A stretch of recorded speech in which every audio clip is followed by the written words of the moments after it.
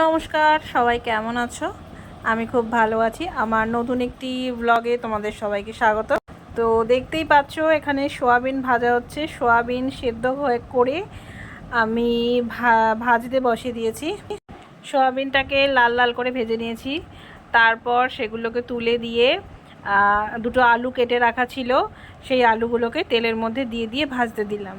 তারপর টমেটো, আদা, লবণ, একটু লঙ্কার গুঁড়ো, হলুদ আর একটু জিরে গুঁড়ো দিলাম। দিয়ে সেটাকে ভালো করে নাড়তে হবে। মাঝখানে একটু জলও দিয়েছিলাম, যেহেতু আদাটা দিয়েছিলাম শুকনো শুকনো হয়ে যাবে, তাই পুড়ে যাবে বলে আমি একটু জল দিয়েছিলাম। তারপরে সোয়াবিনটা দিয়ে দিয়েছি। দেওয়ার পরে ভালোভাবে নাড়তে হবে। আমি মাঝখানে চিনি দিতে ভুলে গেছিলাম, তাই একটু মনে পড়ার পরে অল্প করে চিনিও দিয়ে দিয়েছি। চিনি না দিলে কি হয় বলো তো, একটু ঝাল মিষ্টির ব্যালেন্সটা আর হয় না। আর নিরামিষ তরকারিতে একটু মিষ্টি তো হতেই হবে। তারপর পরিমাণ মতো জল দিলাম। জল দিয়ে তারপর আমি সেটাকে ফুটতে দিলাম।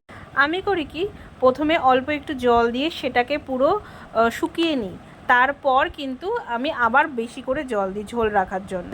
সকালে দুটো বড়া ভাজা ছিল, সেটাও সেখানে দিয়ে দিলাম। আর নাবানোর আগে লাস্টে দিয়ে দিলাম গরম মশলার গুঁড়ো। সোয়াবিন আমার খুব প্রিয়। তোমাদের কার